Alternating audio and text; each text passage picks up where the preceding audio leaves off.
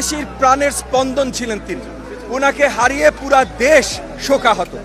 মানে ওনার জানাজার সময় আপনারা দেখেছেন যে বাংলাদেশের ইতিহাসে, আমি তো বলবো বিশ্বের ইতিহাসে, এই ধরনের শোকের সমাগম আর কখনো হয়েছে বলে আমি জানি না।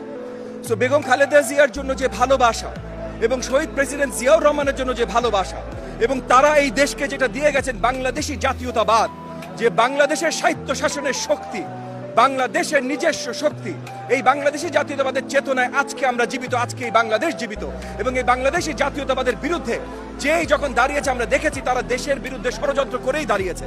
তো সকল ষড়যন্ত্রের হাত চুরমার করে ভেঙে দেবার জন্য আমরা এখন একত্রিত।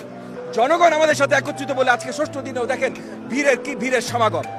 আমরা আগামী নির্বাচনে এই সমাগম মাধ্যমে সবাইকে দেখাতে চাচ্ছি, এবং আগামীতে সবাই জানবে, সবাই দেখবে যে বাংলাদেশের জাতীয়তাবাদ ধানের শীষের জন্য জনগণের কতখানি ভালোবাসা।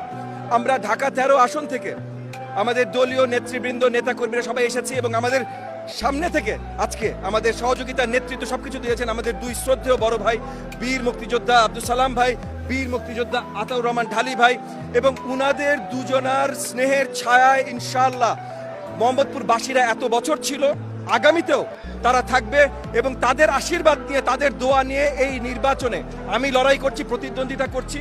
ওনারা আমার সাথে আছেন, উনারাই আমার শক্তি। সালাম ভাই, ঢালি ভাই, উনারাই আমার শক্তি। উনাদেরকে নিয়ে ঢাকা 13 আসন যেমন ইনশাআল্লাহ জনগণের জন্য আমরা জয়যুক্ত করব, একইভাবে সালাম ভাই যেটা বললেন যে পুরো বাংলাদেশ জনাব তারেক রহমানের, মানে বেগম খালেদা জিয়া এবং শহীদ প্রেসিডেন্ট জিয়াউর রহমানের সুযোগ্য সন্তান জনাব তারেক রহমানের নেতৃত্বে পুরো বাংলাদেশকে আমরা বাংলাদেশি জাতীয়তাবাদের আলোকে গুছাবো, সাজাবো। ন্যায় বিচার মানুষের দাবি, তেমনি সংস্কার তো মানুষের গুরুত্বপূর্ণ আকাঙ্ক্ষা, রাষ্ট্রের গণতান্ত্রিক রূপান্তর গুরুত্বপূর্ণ আকাঙ্ক্ষা। সেই রূপান্তরটা, সংস্কারটা সম্পন্ন করতে গেলে তো নির্বাচন লাগবে।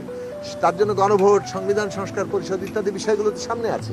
ফলে এইটা বাংলাদেশে এখন একটা অপরিহার্য জরুরি বিষয়ে পরিণত হয়েছে।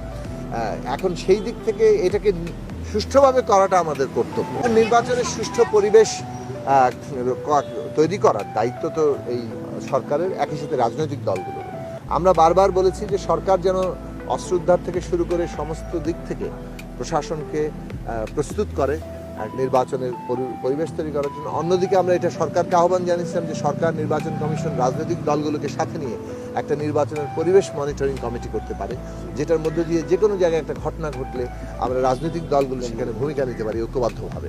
ফলে এইটা এখন জরুরি। প্রত্যেক দলকেই মনে রাখা দরকার যে আমরা একটা জাতীয় পুনর্গঠন কালে আছি, একটা গণতান্ত্রিক উত্তরণ কালে আছি। এই কালে আমরা যদি আসলে আমাদের এটাকে সুষ্ঠুভাবে এগিয়ে নিয়ে যেতে না পারি, আমরা সবাই ক্ষতিগ্রস্ত হব।